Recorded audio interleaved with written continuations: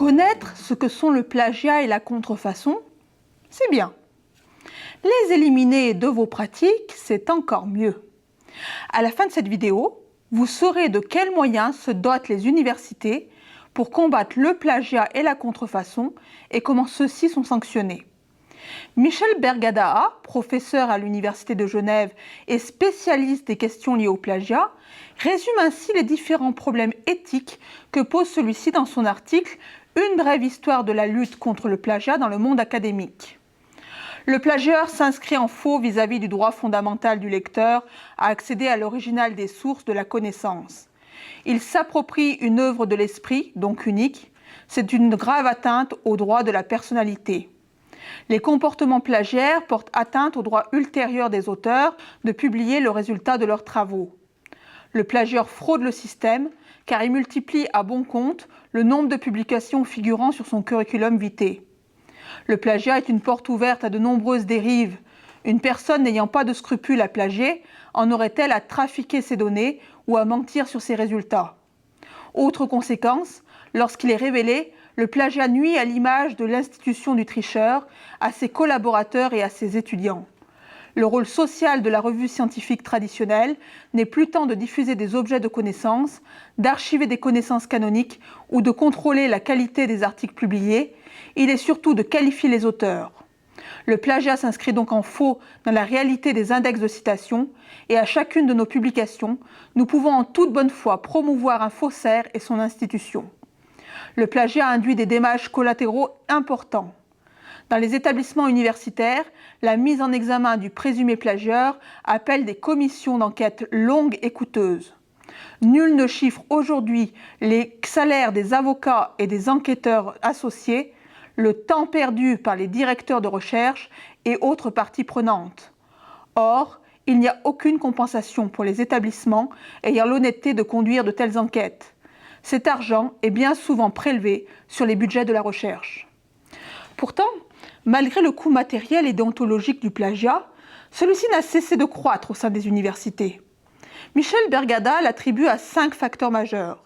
Le premier serait l'infobésité, due à Internet, qui fait que le chercheur passe plus de temps à trier les publications fiables dans un flot d'informations continues qu'à les débusquer dans un environnement où, il y a 20 ans, elles faisaient surtout état de leur rareté. La deuxième serait la pipolisation du chercheur, invité à exposer ses réalisations sur le web dans un univers ultra concurrentiel. Le troisième serait le sentiment d'urgence qui prévaut dans la société alors que la science a besoin de temps long pour se faire. Le quatrième serait le poids de la quantification de la recherche. Le chercheur est évalué sur la qualité des articles qu'il produit. Enfin, la cinquième mutation serait la tentation de certains chercheurs de diviser leur recherche en un grand nombre d'articles plus petits pour en augmenter la quantité, ce qui conduit à l'autoplagiat qui est aussi répréhensible. Le plagiat est devenu un poids dans les universités qui entache auprès des chercheurs comme de la société civile la confiance qu'on peut lui accorder, ce qu'a très bien révélé la crise autour de la Covid-19.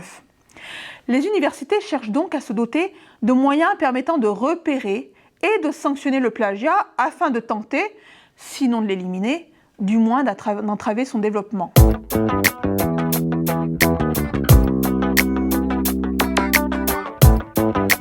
Normalement, il y a un logiciel qui est fait pour ça. Un logiciel sur lequel on passe les différents travaux, que ce soit le mémoire ou bien un devoir, un examen, et qui permet de savoir s'il y a eu du plagiat ou pas. Alors je sais qu'il y a des logiciels qui peuvent regarder tous les rapports et voilà, reconnaître des citations qui sont déjà présentes sur Internet.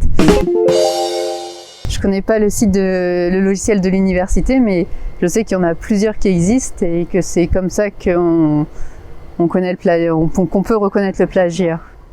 Les universités sont en train de se doter d'un arsenal de moyens et d'outils permettant d'endiguer le phénomène de plagiat. Ils fournissent des rapports scientifiques et administratifs sur le phénomène, ils mettent en place des actions de sensibilisation et de prévention, ils créent des sites de ressources et de formation sur le sujet, des commissions ad hoc, des colloques et des travaux de recherche, et dernièrement, il y a eu la création de référents éthique et fiabilité de la recherche au sein des établissements. Il existe des logiciels qui permettent de repérer le plagiat dans les travaux des étudiants, mais il ne s'agit pas là du seul moyen de détection. Le plagiat est souvent repérable à l'œil nu à travers l'un des indices suivants que l'on peut repérer dans vos écrits. Des variations du niveau de la langue ou de la syntaxe au niveau du même travail, des parties de travail qui semblent être en décalage complet avec le reste, des parties du travail qui sont très bien écrites ou plus avancées que le niveau de l'étudiant, des parties du travail qui contiennent des erreurs ou des incohérences, des parties du travail qui contiennent des phrases ou des paragraphes entiers reconnus par l'enseignant comme étant du copier-coller d'autres sources sans que celles-ci, bien sûr, n'aient été mentionnées.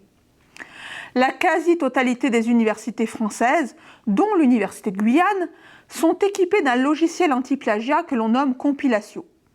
Celui-ci contient une énorme base de connaissances qui comprend notamment tout le web ainsi que les travaux de recherche soutenus dans les différentes universités. Compilatio peut être globalement utilisé de deux manières.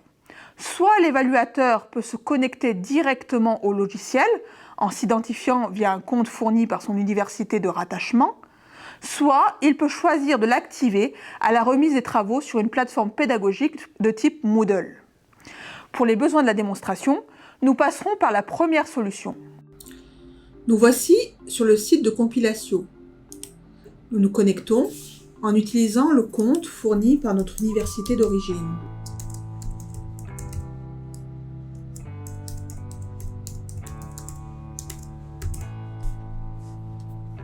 Chaque évaluateur doit au préalable rentrer dans le logiciel les taux de similitude qui lui paraissent acceptables et qui varient selon les disciplines concernées.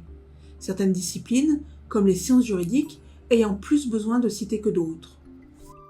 L'évaluateur ajoute des fichiers qu'il souhaite analyser dans Compilatio, qui va ensuite lancer l'analyse sur ce document. Pour cela, l'évaluateur clique sur le bouton « Analyser ». Compilatio ne va pas sortir un taux de plagiat, mais un taux de similitude, ce qui est très différent. Le taux de similitude donne simplement le nombre de reprises effectuées par l'étudiant dans d'autres documents ou dans le web. Mais ces documents peuvent très bien avoir été cités correctement par l'étudiant, et dans ce cas-là, celui-ci ne sera bien sûr pas pénalisé. C'est pourquoi Compilatio fournit en complément du taux de similitude un rapport d'analyse complet donnant toutes les sources d'où proviennent les informations reprises par l'étudiant. Si le taux de similitude du rapport est élevé, en dessous d'un certain seuil, on considère qu'il n'est pas utile de l'ouvrir et on valide le document comme non plagié, le correcteur ouvre le rapport et vérifie que chaque passage est cité correctement. Il retranche alors manuellement tous les passages correctement cités du taux de similitude qui devient, à la fin seulement du traitement, un taux de plagiat.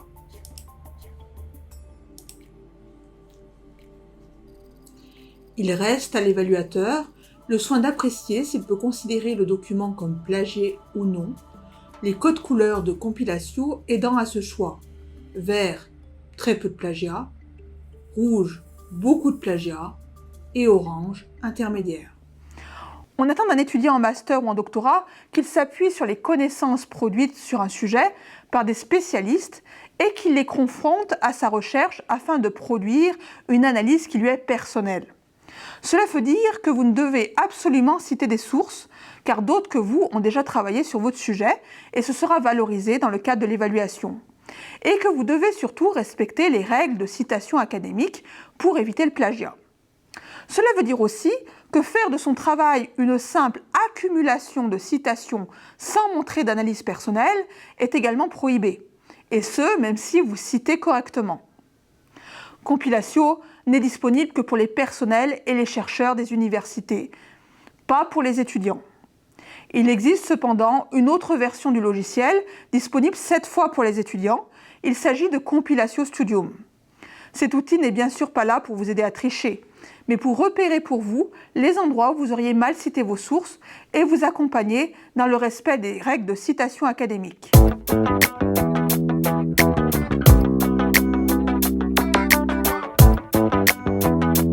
C'est puni par la loi. Ah bah le plagiat c'est puni par la loi. Il y a une amende, je crois c'est 1 500 €. Je sais pas du tout quelles sont les sanctions, mais je pense que ça peut être assez important comme sanction. Le plagiat peut faire l'objet de sanctions civiles et disciplinaires. Puisqu'il s'agit d'un non-respect déontologique, il est puni en interne au sein des universités.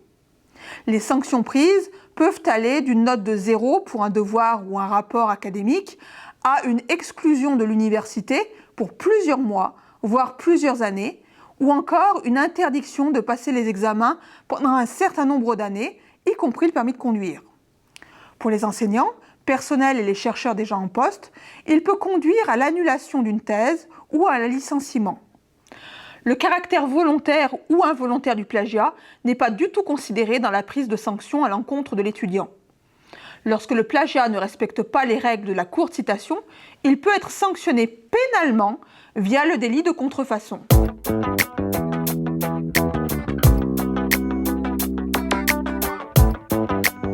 Alors là, j'en ai aucune idée, mais je pense que c'est pareil, il doit y avoir peut-être une législation dessus, mais je n'ai aucune idée. La contrefaçon est punie au maximum de 300 000 € d'amende et de 3 années d'emprisonnement. En cas de récidive, les peines encourues sont doublées. Une personne morale peut être pénalement responsable de contrefaçon. Dans ce cas, la personne morale encourt une amende maximale égale au quintuple de l'amende prévue pour les personnes physiques, soit la bagatelle de 1 500 000 €, ainsi que toutes les peines prévues à l'article 131.39 du Code pénal.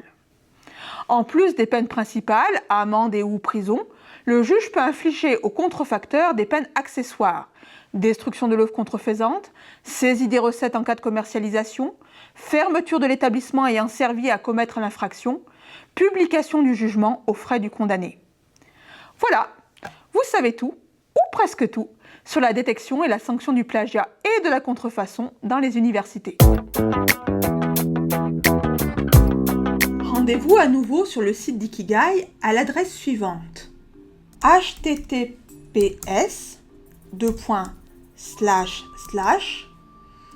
ikigai.games/games/games-list.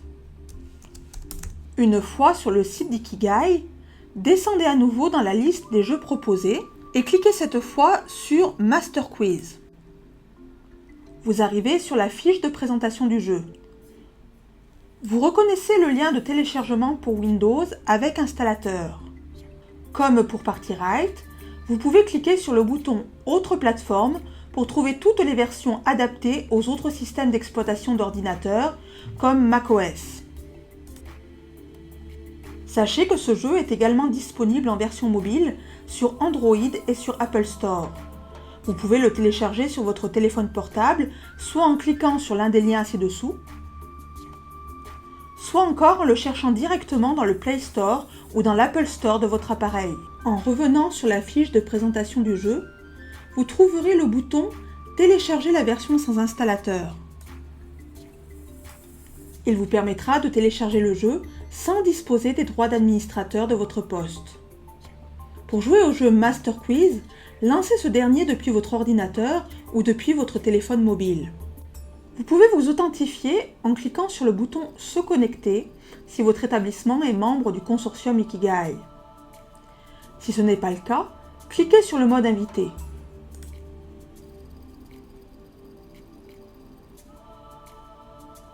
Choisissez dans le carrousel l'événement qui correspond à votre cours, ici le plagiat. Cliquez dessus, puis cliquez sur la flèche bleue pour lancer le jeu. C'est parti!